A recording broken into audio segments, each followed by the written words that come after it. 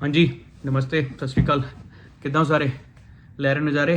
चलो बढ़िया है।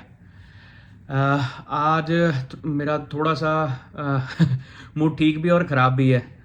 मैं बाहर से लेटर बॉक्स से लेटर्स वगैरह लेकर आया और मेरे को एएचएस जो हम यहाँ पर है, अल्बर्टा हेल्थ सर्विसेज, उनका एक लेटर आया हुआ था।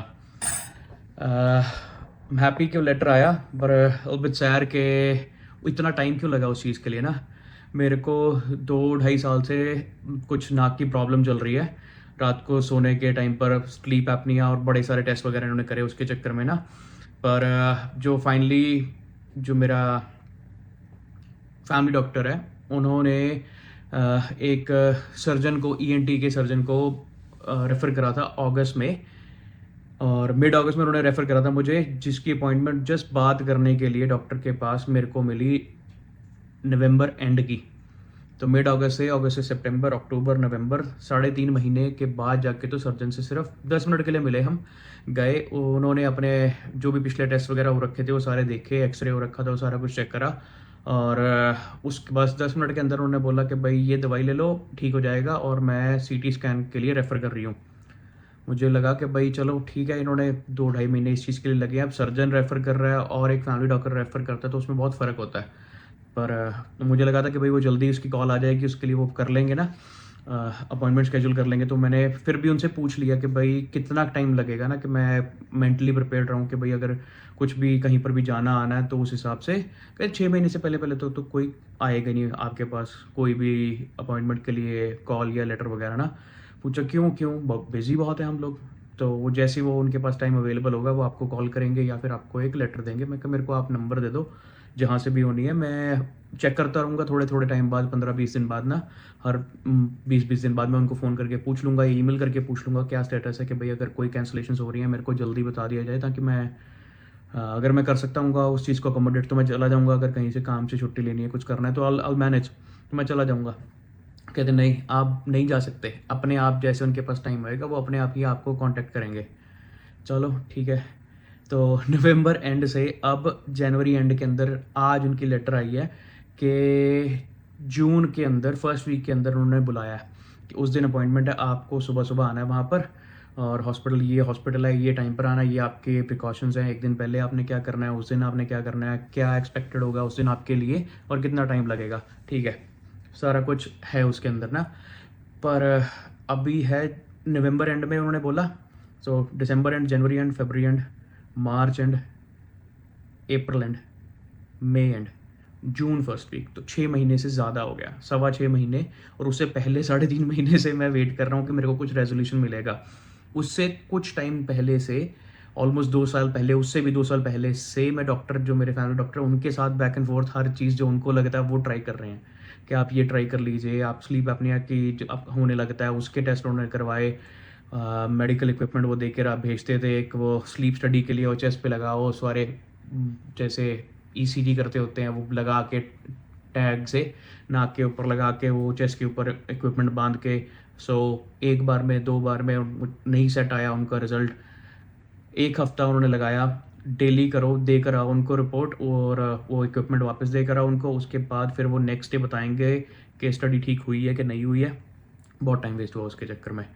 उसके बाद जब डॉक्टर को लगा कि भाई ये मेरे को नहीं समझ में आ रहा, अब हम ईएनटी वाले को भेज देते हैं ना, तो उतने टाइम के बाद पूरे सिस्टम, इनके पास सब कुछ इंटरलिंक्ड है, इनको पता है कि भाई जो ये पेशेंट है इसका ये एचएस का, इसका हेल्थ केयर का नंबर है, इसके ऊपर इसको आज तक क्या मेडिकेशन इसको मिली है, क्या इसके ऊपर टेस्ट हुआ है, क्या कुछ, हर मेडिकल हिस्ट्री जो कुछ भी अल्बर्टा के अंदर मैंने करवाई है वो इनके पास है। और जो भी डॉक्टर के साथ बात हुई, जो मेरे फैमिली डॉक्टर हैं उनके साथ जो कुछ भी बात हुई, उन्होंने जो जो चीज़ें ट्राई करी, जो मेडिकेशन दी, वो सारा कुछ नोट्स के अंदर है। इवन देन 2 साल लग गए, उसके बाद अभी भी इनके हिसाब से ये अटमोस्ट प्रायोरिटी नहीं है कि बंदा 2.5 साल से परेशान है, उसके बाद अभी हम और 4-5 महीने बाद की अपॉइंटमेंट डेट हम इसको दे रहे हैं। आई एम हैप्पी कि आ गया।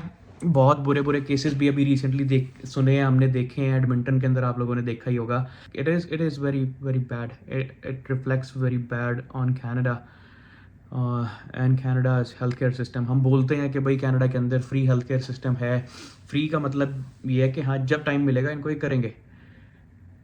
जब बहुत ज़्यादा बड़ी इमरजेंसी होती है तब कर लेते हैं। किसी को हार्ट अटैक आया, कोई लेकर आया 911 वाले एम्बुलेंस के अंदर लेकर आए हैं, किसी का हार्ट टूट गया लेकर आए हैं उसको, तो वो राइट अवे ले जाएंगे उसको। किसी का सिर फट गया राइट अवे ले जाएंगे उसको अंदर, उसके ऊपर ऑपरेट करेंगे और whatever is the best they'll do it, they'll try to save the person. But जो इनके हिसाब से नहीं है एटमोस्ट प्रायोरिटी, इनके हिसाब से बंदा नहीं तड़फ नहीं रहा है, मर नहीं रहा है, तो they will just put you on Tylenol. वहाँ जाके मैं खुद 4-5 बारी तो खुद अपने लिए जा चुका हूँ इमरजेंसी के अंदर इतने सालों में। मैं 2012 में आया था, तो 2012 से लेकर अब 2026 चढ़ गया, तो अब तक मैं बड़ी बड़ी जा चुका हूँ। 4 मैं खुद अपनी सर्जरीज कर हो चुकी है मेरी। एक यहाँ लगा हुआ है, ये टांके लगे हुए हैं, एक इधर लगे हुए हैं टांके, या विजिबल, एक ये लगा हुआ है, एक यहाँ पर लगा हुआ है। 4 सर्जरियाँ हुई हैं। चारों सर्जरीज के लिए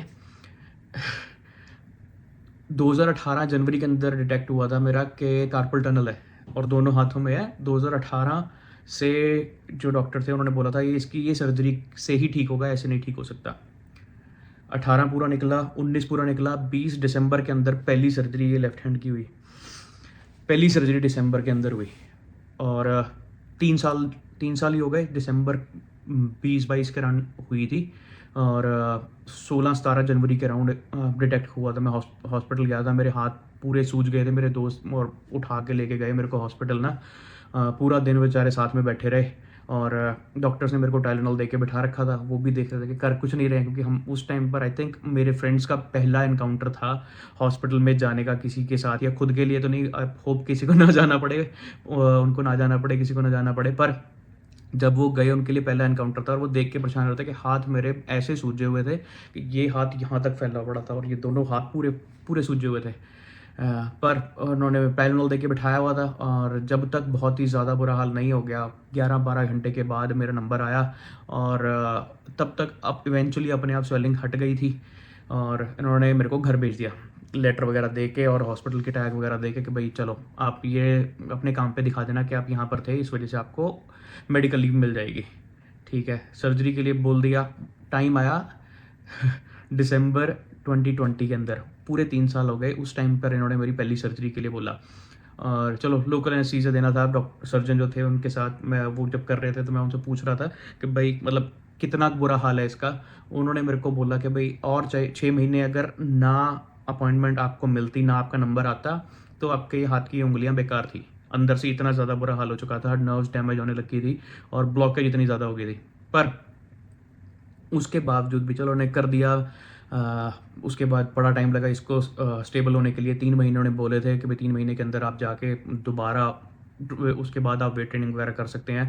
पहले 3-4 हफ्ते तक तो ऐसा हाल था कि मैं कॉफ़ी का कप भी नहीं उठा सकता था और पहले 2 हफ्ते तक तो ये हाल तक हाथ मुड़ता ही नहीं था, पेन भी नहीं उठाया जाता था। ये तो चलो होने से सर्जरी हुई थी तो सेम सेकंड।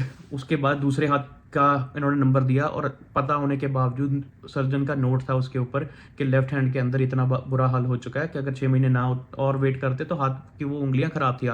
ये 3 उंगलियां ख़राब थी और ये इसके लिए इन्होंने करी यहाँ पर अल्नर नर्व की। सेम दूसरे हाथ का भी सेम ही। तो पर उसकी भी इन्होंने दी मेरे को 2022 जुलाई में। दिसंबर 20 निकल के बाद पूरा 21 निकल गया, 22 मिड तक पहुंच गए हम। जुलाई के अंदर जाके इन्होंने मेरे को अपॉइंटमेंट दी और 1.5 साल बाद होप मैं ये उस टाइम पे होप कर रहा था कि भाई इसका इतना बुरा हाल ना हो जाए। और मेरे को जो ऐसे भी जो मेरे सर्जन थे उनके साथ मैं हर दूसरे महीने मेरी अपॉइंटमेंट बुक होती थी कि पूछने के लिए और फिजियो के लिए कि ये इसको मैं कैसे बचा सकता हूँ कि अगर उतना बुरा हाल लेफ्ट हैंड इतना इसका भी है, देख तो रहा नहीं है बाहर से, अंदर से जब आप फाड़ के हाथ देखोगे तब पता लगेगा क्या है। तो उसने भी बड़ी कोशिश करी बट सिस्टम इनका इतना ज़्यादा स्लो चल रहा है इतने सालों से। हमेशा ही ये अंडर स्टाफ्ड ही हैं। जब भी देखो हॉस्पिटल के अंदर भी, अब अभी भी सेम ही बात है। हाँ, तीसरी सर्जरी हुई थी 2023 में। आरव हो चुका था उस टाइम पर। जनवरी में हुई थी, नहीं हुआ था आरव।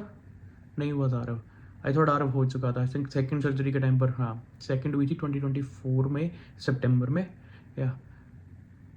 थर्ड, हाँ ये अल्नानव की पहली सर्जरी हुई थी 23 जनवरी में। फिर उसके बाद सितंबर 24 के अंदर चौथी सर्जरी हुई। दूसरी और तीसरी के बीच में चलो इन्होंने बढ़िया टाइम लगा दिया कि भाई सितंबर से जुलाई से नेक्स्ट ईयर जनवरी के अंदर इन्होंने कर लिया। फिर उसके बाद जनवरी के बाद फिर उसके बाद पूरा एक साल निकला। अगले साल के सितंबर 24 के सितंबर में आके इनको टाइम लगा। और जब थर्ड सर्जरी हुई थी तब मेरे को उसके बाद जितने भी फॉलोअप्स हो रहे थे और लास्ट फॉलोअप के टाइम पर मेरे को सर्जन ने बोला था कि आप वेट करो, बस आपका नंबर आने वाला है, क्योंकि सेकेंड आपकी ये आखिरी सर्जरी है, इसके बाद एवरीथिंग शुड बी गुड और आप लिस्ट में हो ना, वेटिंग लिस्ट में हो। आपको अभी और 15-20 दिन महीने के अंदर कॉल आएगा, जैसे ही आप ठीक हो जाओगे आप बता देना, हम आपको लिस्ट में डाल देंगे, मतलब प्रायोरिटी पे डाल देंगे आपको ना। ठीक है, जैसे ही 3 महीने ख़त्म हो गए, सारा कुछ ठीक लगा मुझे, मैं दोबारा वेट्स वगैरह उठा सकता था, सारा कुछ कर सकता था। मैंने उनको बता दिया मैंने उनको ना। उसके बावजूद भी ये जनवरी के बाद फरवरी मार्च अप्रैल के अंदर, आई थिंक मैंने बताया होगा, उसके अंदर मिड अप्रैल के अंदर इन्होंने उसके बाद भी साल से सवा साल के आसपास उसके बाद भी टाइम लगा दिया। अब मुझे ये डर है कि अब इतने टाइम के बाद दोबारा मेरे को मतलब उसके बाद मैं इनके साथ उसी नाक के लिए कांटेक्ट में था अपने फैमिली डॉक्टर के साथ। उन्होंने अब नवंबर के अंदर मुझे अपॉइंटमेंट मिली ईएनटी की सर्जन के साथ, तो मुझे लगा कि चलो अपॉइंटमेंट मिल गई है अगस्त से नवंबर के अंदर, चलो बहुत बढ़िया ना, वो जैसी बताएगी सर्जरी डेट बताएगी, इसके बाद और क्या करना है ना, तो ठीक है थोड़ा जल्दी हो जाएगा और जो भी मेरे को प्रॉब्लम चल रही है मेरे को इससे छुटकारा मिलेगा ना। पर फिर उन्होंने बोला कि नहीं, इसके लिए तो मैं पहले अब सीटी स्कैन करूँगी, सीटी स्कैन आए होगा उसके बाद उसका रिजल्ट आएगा, देन आई विल डिसाइड कि भाई मैं कब आपको डेट दे सकती हूँ। तो अब 2027 तक तो आपको आपकी सर्जरी हो जाएगी, और नॉट गारंटीड बट हाँ होपफुली 2027 तक हो जाएगी। जो सब लोग बोलते हैं कि भाई यहाँ पे फ्री हेल्थ केयर है, उसके साथ की जो एडेड कॉस्ट है, आपकी पॉकेट से पैसा नहीं जा रहा बट आपकी ज़िंदगी से टाइम ज़रूर जा रहा है, उसके बारे में बहुत कम लोग बात करते हैं। हम इंडिया में होते हैं तो 24 घंटे हॉस्पिटल खुले हैं, 24 घंटे यहाँ पर भी खुले हैं, बट वो खुले ना खुले एक ही बराबर है। 10-12 घंटे इन्होंने ईयर में बिठाना ही है, ट्रियाज में बिठा के रखेंगे, जरा सा काम करा के टाइलेनॉल दे के एडविल दे के बिठा के रखेंगे, चलो बैठे रहो बैठे रहो बैठे रहो ना। वहाँ पर अगर आपको कुछ भी होता है जाओ हॉस्पिटल जाओ, अगर डॉक्टर सर्जन नहीं भी अवेलेबल है उनकी एक्स्ट्रा फीस होती है आफ्टर आवर्स की, आप वो पे करो और आपको सर्विस मिल जाएगी। हर गली कोने के अंदर कोई ना कोई डॉक्टर है, कोई ना कोई सर्जन है, प्राइवेट है और दूसरे गवर्नमेंट हॉस्पिटल्स भी हैं, अच्छे हैं बुरे हैं, वो दैट्स अ डिफरेंट स्टोरी ना। पर इट इज़ अवेलेबल, आपकी पॉकेट के हिसाब से, आपकी सिवेरिटी जितनी आपको मुसीबत है, जितनी पेन में है आप, जितनी तकलीफ में है, उसके अकॉर्डिंग सर्विस अवेलेबल है।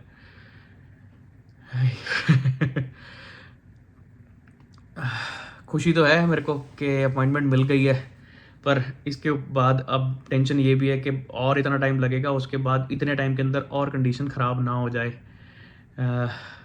सी कल मेरी उसके साथ अपॉइंटमेंट है डॉक्टर पर, जो फैमिली डॉक्टर है उनके साथ, ताकि मैं उनको बता सकूं कि ये अपॉइंटमेंट मिली है, even though he can see it, पर जाके मिलना पड़ेगा और बताना पड़ेगा, अगर वो इस चीज़ को और एस्केलेट कर सके, थोड़ा सा इमरजेंसी इसके ऊपर डाल सके, I see what he can do. But उन्होंने अपना बेस्ट कर चुके हैं और ईएनटी पे जा चुके हैं। लास्ट टाइम भी जब मैं उनसे मिला तो उन्होंने कहा था कि मेरे हाथ से जा चुका है, अब सुपीरियर है वो, मैं एक फैमिली डॉक्टर हूँ, जनरल फिजिशियन हूँ और वो इस चीज़ के स्पेशलिस्ट हैं, तो जो भी उन्होंने लिखा है जिस भी हिसाब से वो कर रहे हैं उसी हिसाब से प्रोसेस करना पड़ेगा। होपफुली कल वो दोबारा थोड़ा कन्विंस हो जाए इस चीज़ के ऊपर और ईएनटी जो है उनको भेज दे लेटर एक और के जो भी डिपार्टमेंट है इसके लिए सीटी स्कैन के लिए थोड़ा जल्दी कर दें, और उसके बाद ईएनटी अपना डिसीजन भी थोड़ा जल्दी लेके अपॉइंटमेंट थोड़ी प्रायोरिटीज़ पर रखे। I know it's too much. I don't know if it is too much for you guys. It's too much for me to handle, to process. मेरे लिए बहुत ज़्यादा इंफॉर्मेशन थी और ज़्यादा, क्योंकि मेरे ऊपर बीत रही है, मेरी फैमिली के ऊपर बीत रही है, इस वजह से इट इज़ पर्सनल, इस वजह से थोड़ा ज़्यादा पर्सनल टोल लगे है मेरे लिए।